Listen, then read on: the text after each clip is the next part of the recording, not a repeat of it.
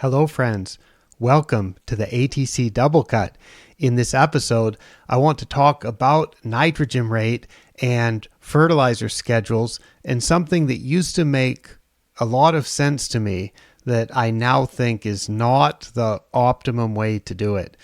It's fun to realize that there's better ways to do things, and that is certainly the case with fertilizer. Let's look at this post, which has a title, "This Fertilizer Schedule Seems Strange to Me Now." I will put a direct link to this in the show notes so you can check it out if you haven't seen it. This is a post that I published originally on January 30th, and it has tags of fertilizer, research, growth potential, and turf GVX. And this is something that I've certainly done, and I've certainly recommended it. And I look back on it and I say, that just doesn't make so much sense. And what it is applying the same rate of fertilizer on a calendar schedule. Let me read how I started this off. So I'll quote from the post. I said, "A lot of turfgrass nutrition research gets done with fixed rates of fertilizer applied on a fixed time schedule. It always seemed normal for me to fertilize this way.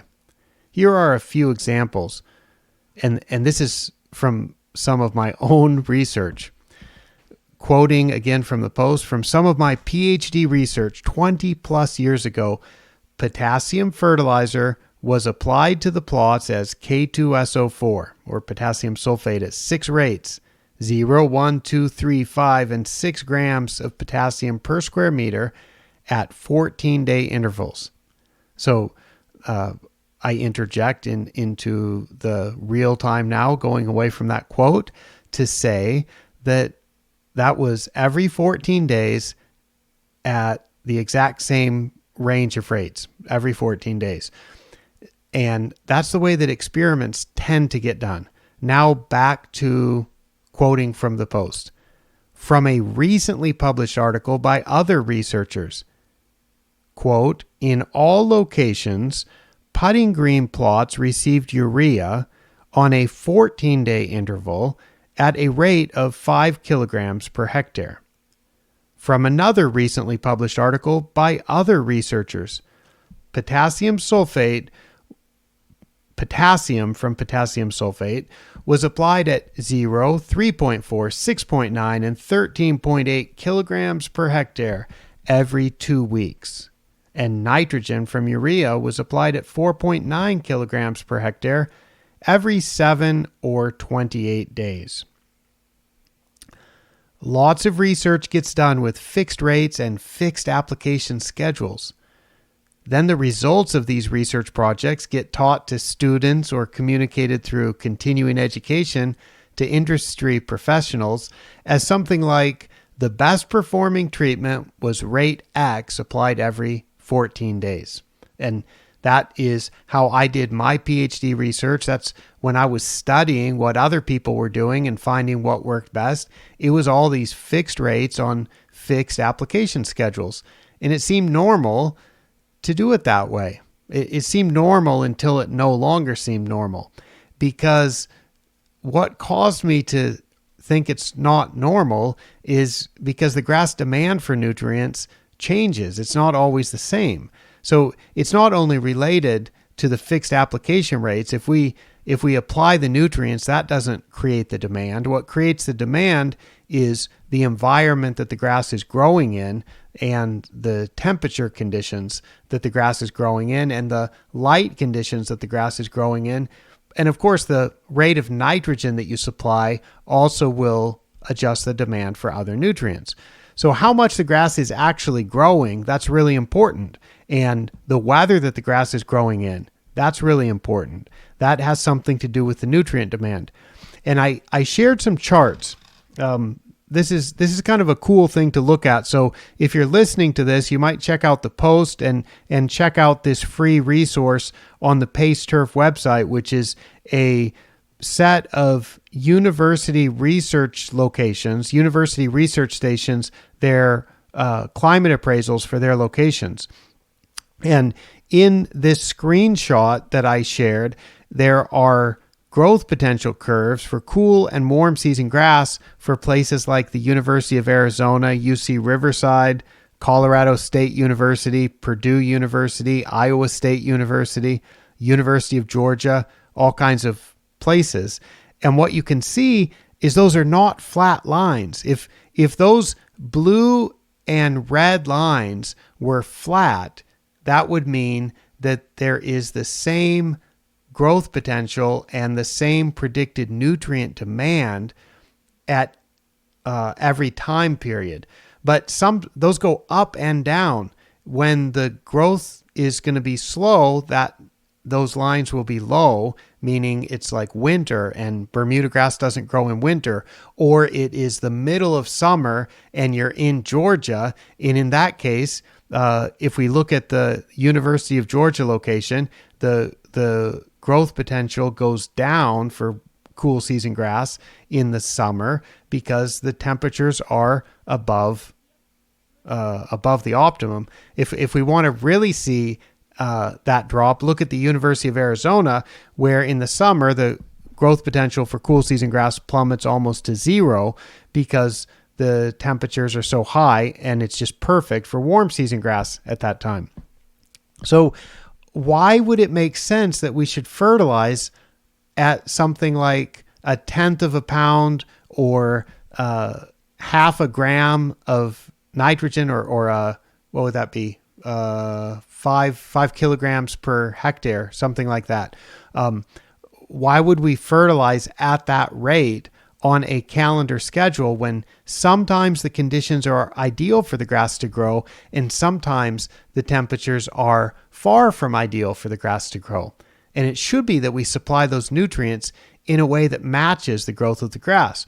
I also shared the Pace Turf prediction of sand top dressing, which is based on growth potential. And there we're looking at places around the world. So we're not just looking at those university locations. This particular chart is showing places like Auckland, New Zealand, Barcelona, Copenhagen, Edinburgh, London, Reykjavik, Stockholm, and Toronto. And what you can see is there's hardly ever even 2 months in a row that are exactly the same. Let's see. If we look at Auckland has such a clement climate that they've basically got December, January, February, March. Those are basically the same. Barcelona is the same in July and August. Copenhagen, they're the same in July and August. Edinburgh and London are kind of the same in July and August. Yeah, some of these cool season places are pretty similar, like right in the heart of the growing season, right in the middle of it. So Toronto, July, August, September is pretty consistent. But otherwise, it changes dramatically through the year. So Toronto, for example, goes in September from being close to 100% growth potential, drops all the way down to 25% growth potential on average in October. So that's a 3x difference in growth potential. And probably if you have a 3x difference in growth potential, that might have something like a 3x difference in how much the grass would grow, which has a 3x difference in how much nutrients you might supply. Because we can undersupply nutrients and we can also oversupply nutrients. And that doesn't make sense. It doesn't make sense to me to do either. What makes sense is to supply the nutrients at the rate that the grass can use them, just like if we're taking care of a athlete and making sure that they're not constantly in a calorie deficit, and making sure also that they're not in a calorie excess so that they can keep their bodies functioning at a high level. And that is the way that we're trying to manage the grass also. So I think it really makes sense to consider this. And if you are currently doing fertilizer applications on a calendar schedule with the standard a rate that works good for you and you think like, okay, the grass conditions are really good. That's what I used to think too. And I'm sure that the grass conditions are good. But what I've found is that when people start measuring the clipping volume, and then they're not just measuring the clipping volume and storing those data away and checking that the mowers are all cutting the same and checking that their clipping volume is at a reasonable level. But if they start adjusting the nutrient applications, and especially the nitrogen applications, based on what the recent clipping volume has been. And a really good way to do that is using the GVX, which I've talked about recently. You can click on the Turf GVX hashtag and get all kinds of information, including a recent video, a screencast where I explain that concept and how it can be used. So what's been a little bit surprising for me as people move away from that traditional calendar-based way of making fertilizer applications. And of course, it's not strictly by the calendar, because people will definitely be making these applications with some adjustment for how the grass is performing and with how the recent weather has been. But it still is kind of systematic, and certainly the research tends to be done on these fixed calendar schedules with fixed rates. And then when we teach about it in seminars, or when we hear about it in seminars, it's always the best performing treatment was this fixed rate on this fixed calendar schedule, which is a bit different from nature. And so what's been surprising is as turfgrass managers around the world are moving to this clipping volume and GVX based approach, they end up applying less nitrogen for the most part, and not just a little bit less nitrogen. It tends to be an appreciably lower amount. And then of course the conditions are the same or better. The playing surfaces are the same or better. Anecdotally, people are maybe even saying that the results are better, but I can't prove it right now. So I'll try not to overstate the case. But the interesting thing that happens when you apply less nitrogen is you grow less grass.